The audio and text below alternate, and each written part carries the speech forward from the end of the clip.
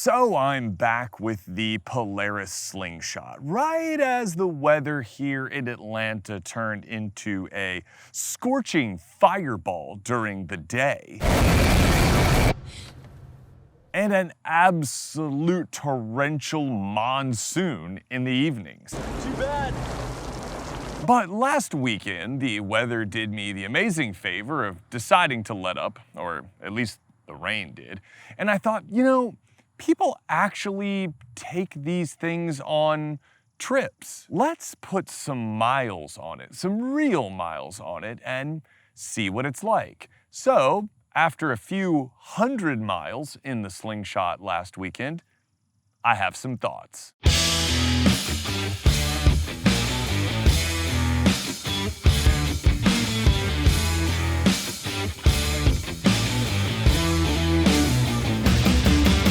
What's going on, everyone? Jax here, and today we have the 2021 Polaris Slingshot SL.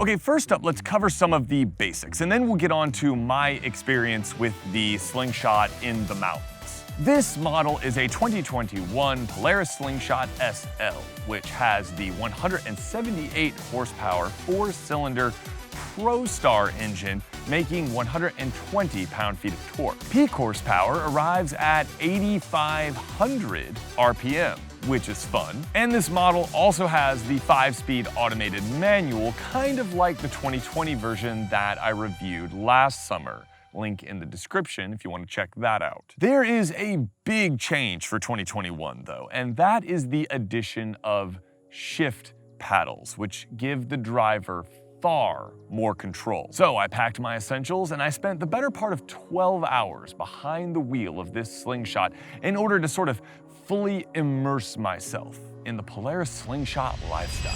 So the plan is basically to use the Slingshot in sort of a minimalistic travel kind of way, because that's how people actually use Polaris Slingshots. Because the last time I had one, I basically just drove around here, around my neighborhood, around where I lived.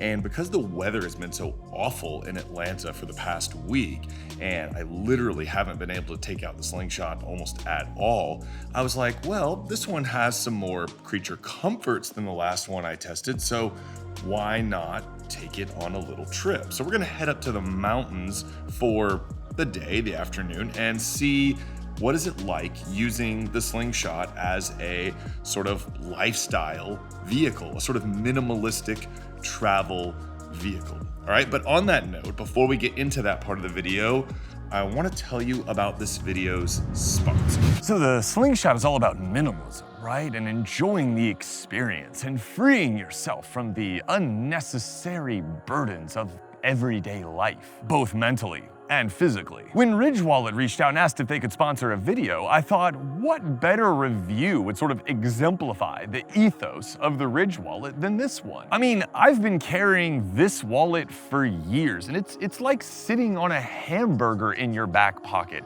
A hamburger that's 9 years old. Not to mention, it has about 11,000 useless cards tucked into every nook and cranny. This slick carbon fiber Ridge Wallet, which looks like it came with something like this honestly, can hold up to 12 credit cards as well as cash money. There are 29 other finishes, and they all come with a lifetime warranty and a full refund after 45 days if you don't love it. Every Ridge Wallet has RFID blocking technology to keep your digital information safe. And if you go to ridge.com/Jax and use the coupon code JAX, that's JAX capital J-A-X, you'll get 10% off your first purchase. So head on over there and check out the Ridge wallet. All right, thanks so much for sponsoring this video, guys. Now, back to the review. So I got my coffee, got my bag, got a bag with some drinks in it because it's gonna be 8,000 degrees, as well as sunscreen. You got all these little pockets on the Slingshot, heated and cooled seats. So, yeah, let's go on a trip. A few moments later. Here's a fun fact on how dumb I am bringing coffee when I'm wearing a helmet.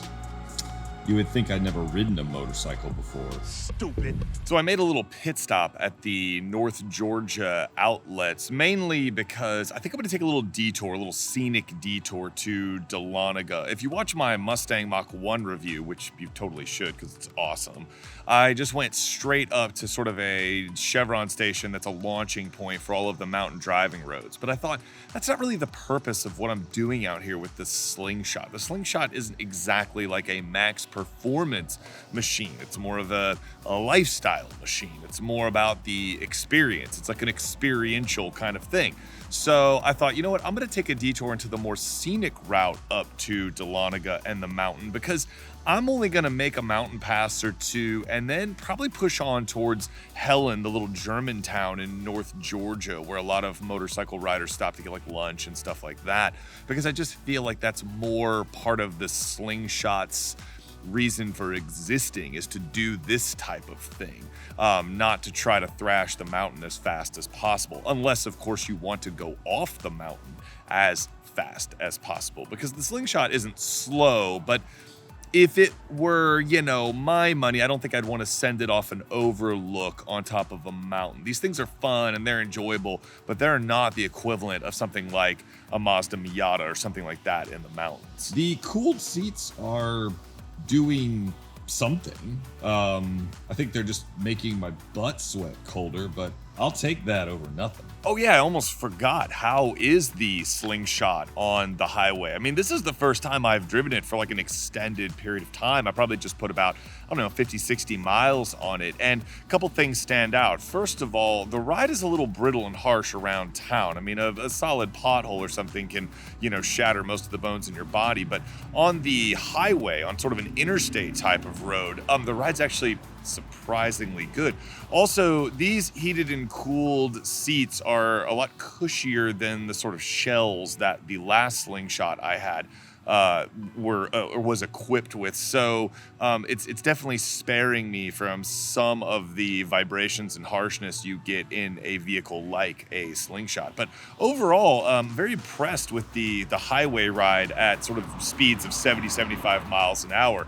Also, the steering is very quick off center. The wheel is about the size of my thumb. It's very quick off center, but on the highway, it does a commendable job of kind of holding its line, so you're not having to constantly correct it like you are on sort of like a 45, 50 mile per hour highway. So pretty impressed so far. Looking forward to putting some more miles on this thing. And yes, this is still one of the most asked about cars that you can drive. I've had like 20 people give me the thumbs up and look out the window, and kids wave at me. So good job on the styling, Polaris. This is a cool looking thing. So taking the scenic route was 100% the right call. That is exactly what the Slingshot is meant for. The ride up here was glorious. I went through Dawsonville on my way to Dahlonega. The sun wasn't high enough in the sky to prevent the trees from giving me lots of sort of like shade tunnels as I came up here.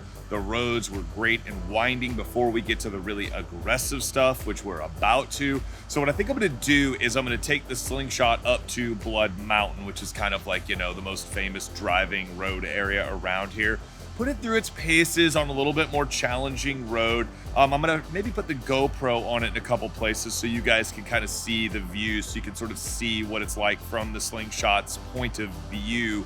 And then we'll just kind of take it from there. I think I'll head towards Helen after that. One complaint though, the cooled seats do appear to be doing something. However, there was like zero indication of whether they're on or not, or what level. There's just a little switch underneath like kind of the butt rest that you hit, because they can be installed like aftermarket style.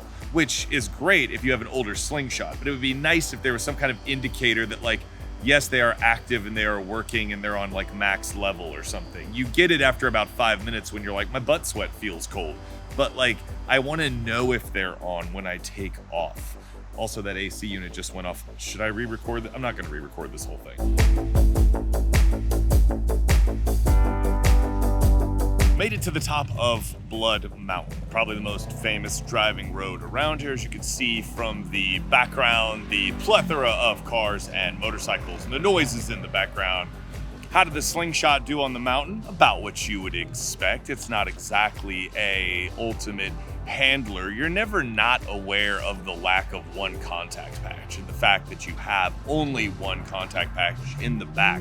Also, going downhill, you're never not aware that you only have 2 contact patches basically doing all the work. It's kind of like riding a medium speed motorcycle. If you do it well, you can have some fun and you can even go kind of fast, but you always want to be aware of what the car is doing or the vehicle is doing and not push it beyond its limits. Pay attention to weight transfer and stuff like that. Now, the elephant in the room. This is an SL model with the lower horsepower engine and the automated manual transmission. How did it do? The engine is fine. It actually revs higher than the uprated engine, so it can be a lot of fun. The automated manual is fine driving around kind of the slower roads. On the mountain, I had to switch it to manual mode because now in 2021, you can get it with paddle shifters. The pro is that you can now control the behavior of the manual transmission. The con is that it still shifts apocalyptically slowly. So coming up the mountain, I pretty much stayed in 3rd gear most of the way, dropping to 2nd for the hairpins. You don't exactly want to be swapping up and down the gears if you don't have to. But for most casual Slingshot owners, this is a huge improvement. I even think it feels a little bit retuned. I leave it in comfort mode. Slingshot mode is just silly. It doesn't shift fast enough to matter. Comfort mode is perfect, especially now with the manual control.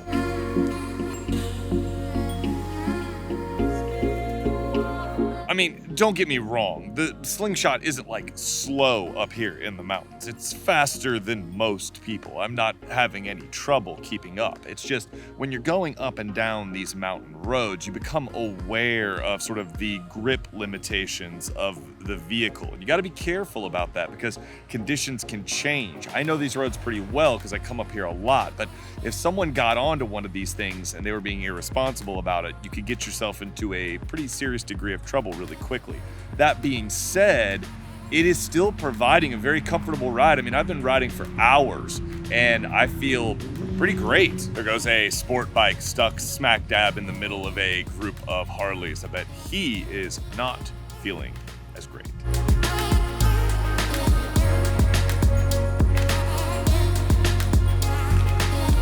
Well, I did hit a little bit of a roadblock in my master plan, which was to come to Helen and do some sort of, I don't know, cool scenic pictures with the Slingshot in addition to talking about the Slingshot. But unfortunately, Helen is a freaking zoo today. There are about 1 million people here. If you don't know what Helen is, it's like an alpine German town in North Georgia. There's a whole history behind it. I won't get into it now. But I've put about 50, 60 more miles on the Slingshot since I last checked in, including about a 30, 35-minute stint of sitting in it, baking in the 95-degree heat. That is not the fault of the Slingshot. That is the traffic coming into Helen that I did not accurately predict because, as Mrs. Jax said, I'm kind of dumb. It's a beautiful weekend here. Why didn't I think that Helen would be packed? Because I'm a moron. It's all good. Anyway, a couple things about the Slingshot coming down the mountains into Helen. First of all, dynamically, it's still doing a great job. Ride is still good. I still feel pretty good, all things considered, even though it is 90-something degrees out here today. One thing I would like a little bit more of from a performance standpoint, a little bit more bite in the brakes.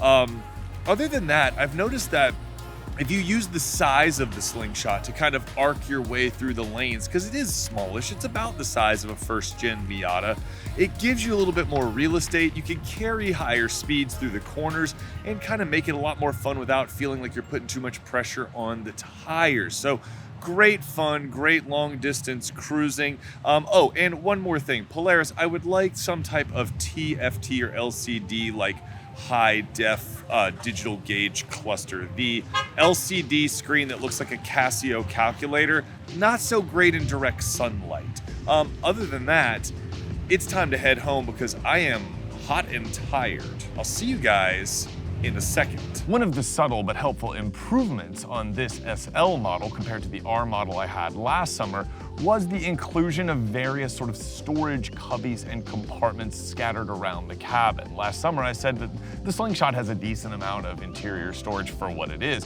but some of these storage cubbies on top of the dash, in between the seats, these little pockets next to the doors really help to add a little bit of extra secure space for your valuables. I use the ones on top of the dash to hold my trademark sunglasses. By trademark, I mean cheap and garbage. It's all a deceptive facade. As well as my wallet, and I use the one in between the seats to hold my phone when the center tray got too hot because, you know, it was like 95 degrees. I also was able to put a spare trash bag in here in case I had to wrap my camera gear in the event that it rained. With the larger windscreen on this model, the cabin was sort of surprisingly calm and comfortable, especially considering I was wearing a helmet. And even though I didn't have a secure trunk to put my camera bag in, I actually felt pretty good about it being down here in the passenger footwell, sort of secured that way, because the ride is compliant enough that even under aggressive driving, I never felt like there was a danger it was gonna bounce around inside the car, and to note, it never did. As I mentioned in the driving portion, these seats are cushier than the ones that I had in the R model, and they are heated and cooled, although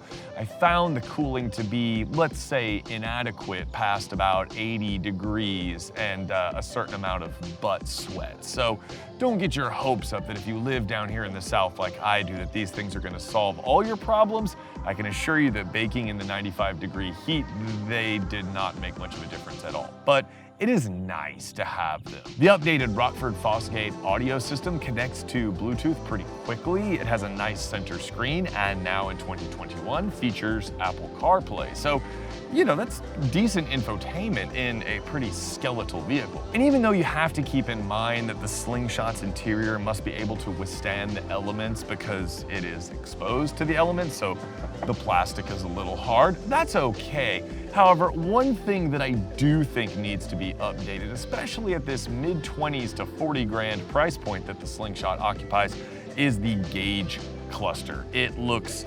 extremely sort of power sports cheap. It honestly, it looks like something straight out of a side-by-side or a jet ski or something, probably because that's what it is. And the LCD display is very hard to read in direct sunlight, so some type of nicer LCD or TFT screen would be appreciated, at least something that kind of matches the center screen's quality. So should you buy a Polaris Slingshot, especially considering some of these comprehensive and very worthwhile updates?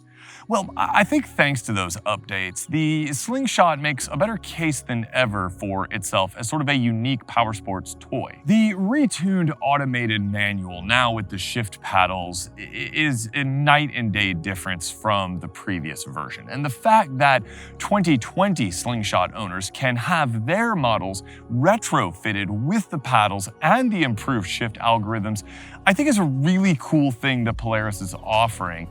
And I really think that says a lot about how much they value the community. Is the automated manual perfect? No, but like I said last year, I completely understand why they are offering it. And to be honest with you, on sort of a similar note, I kind of think that this sort of lower powered SL model with sort of more usable options might actually be the way to go.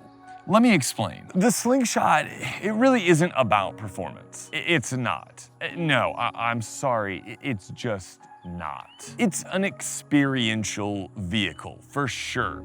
But what sort of elevates it past just a mere power sports toy is that theoretically you can use it more often, especially considering it comes with refinements like cruise control and stability control and even hill start assist. I totally understand the decision to offer an automatic transmission in the same way that I think the smaller engine is the better choice. The smaller engine gives you plenty of usable performance and it has no trouble moving the Slingshot's 1,600 pounds. And the automated manual gives you plenty of usable performance. It's not trying to match Porsche's PDK or something like that. Getting that smaller engine in the SL model leaves you perhaps a little bit of wiggle room that a potential buyer could spice his or her Slingshot up a bit with usable options, kind of like this one has. The Slingshot starts at a hair under 20 grand for the sort of bare bones S model, and this model, the SL, starts at around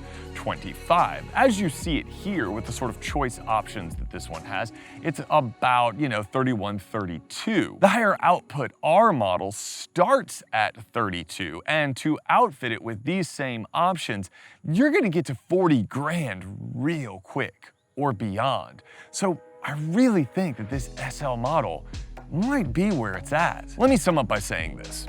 While I was in the mountains, I really never wanted for power. I never had a need for more power, and there was enough storage and usable space that Mrs. Jax and I easily could have taken a day trip with no issues whatsoever. The experience of being in the open air with the world rushing by all around you on all sides and unencumbered views in every direction is very much part of the Slingshot's appeal. And I think for people looking for a nice middle ground between Miata and motorcycle, might find the Slingshot to be pretty much perfect and exactly what they're looking for. I think the Slingshot makes the most sense when you don't compare it to anything else and you view it for what it is, something unique, something different, an amalgamation of attributes that all add up to an experience you can't really get in anything else. And for some of you guys watching this, that might be exactly what you're looking for. Guys, thanks so much for watching. I always and really appreciate it. If you like this video, please consider giving it a like. Please consider subscribing to the channel. And also, please go check out the Ridge wallet. I was really excited to kind of do my first sort of sponsored video. It is sort of a mile marker in this sort of YouTube journey, and it makes me happy to feel like I am creating content that some brands might be interested in and want to partner with. So please consider going to check them out. Use my coupon code if you decide to purchase one. As always, ride safe, drive safe, or in the case of the Slingshot, a sort of combination of both, and I will catch you in the next review. Thanks for being here, I really appreciate it. All right, peace.